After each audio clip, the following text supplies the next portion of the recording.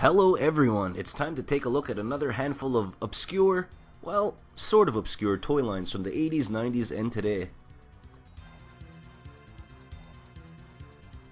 Army Gear by Galoob, 1988.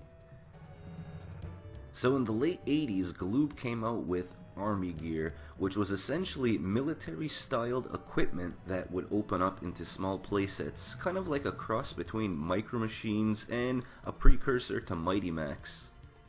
Marketed as having two worlds of battle action, the toys doubled. For example, the grenade could still have its pin pulled and you could pretend to throw it playing Army, but then if you opened it up, it became the miniaturized bunker to play inside. 14 unique toys altogether, including a searchlight, M16, knife, grenade, canteen, automatic pistol, and more. Army Gear was truly a forgotten yet awesome obscure toy line. Bronze Bombers by Almec, 1988. Now, apologies from the beginning. This toy line is so obscure and abstract, it's such a small sector of a G.I. Joe-esque toy line that I couldn't even find a commercial about it anywhere, so I had to do the next best thing. I had to borrow a review from a fellow YouTuber that actually had a few Bronze Bombers in the package. This toy company specialized in African American themed toys.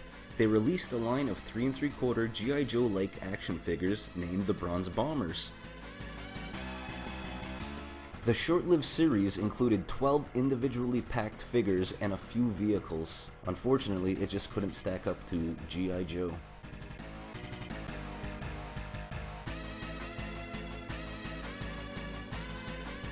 Goosebumps toy line by Canada Games, 1996.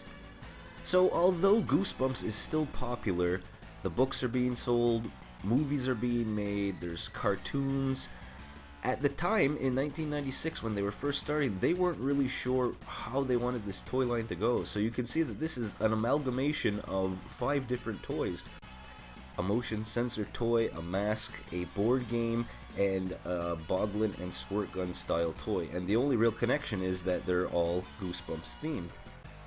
A definite stutter step for their first toy line. Thankfully, in the early 2000s, they came out with figures based on those books. Mortal Kombat by Hasbro, 1994. Mortal Kombat action figures were based off the video game by Midway Entertainment. They were released as a new toy line in 1994 by Hasbro. Many of the old G.I. Joe molds were used to bring the characters of Mortal Kombat to life. They looked extremely similar to G.I. Joe action figures. However, Mortal Kombat figures and vehicles had no reference to the G.I. Joe line whatsoever on their cards, packaging, or even in the promotion. When the movie came out the following year, some of the molds were retooled to look more like the characters from the movie.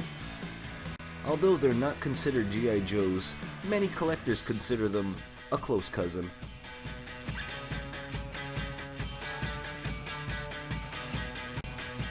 Oozers by Irwin, 1991. It's slime time. Squeeze his chest and make him ooze. That was the main selling pitch of Oozers. Featuring a 4-monster lineup of Ghoulie the Goalie, Brain Drain, Drac Baby, and Bonesy.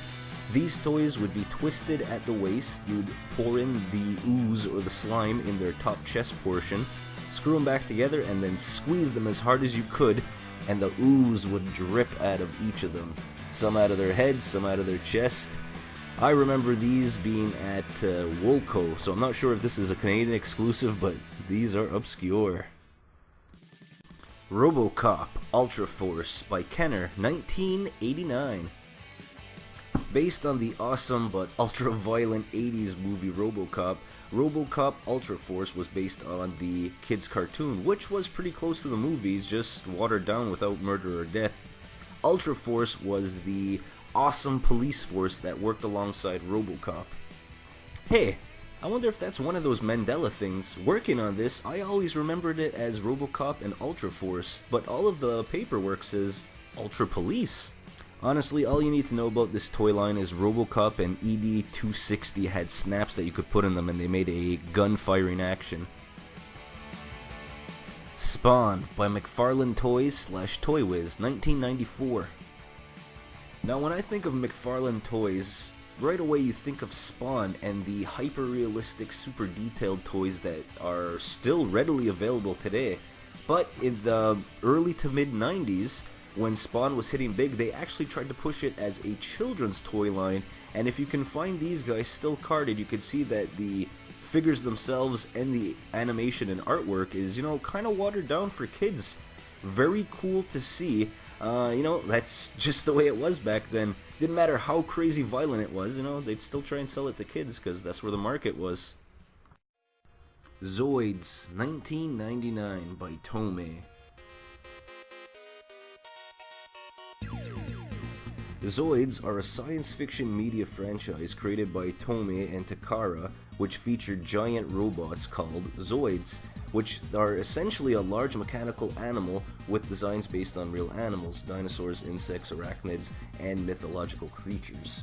There's been over 200 sets over the last couple of decades, because this has been released in Japan, North America, Europe, all by different distributors, and sometimes even with different materials. Mostly plastic, but there's even some die-cast and some superposable ones.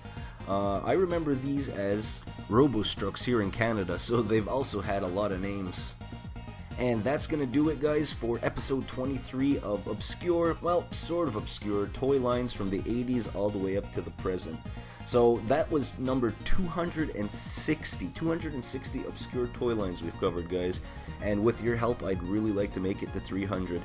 So if you've been watching the series or you're brand new to it, I'd love to hear from you down in the comments. What are some obscure or sort of obscure toy lines from your childhood that you'd like to see me cover? Thanks a lot for watching, guys, and I'll see you in about a week. Take care. Don't forget to check out more obscure right here.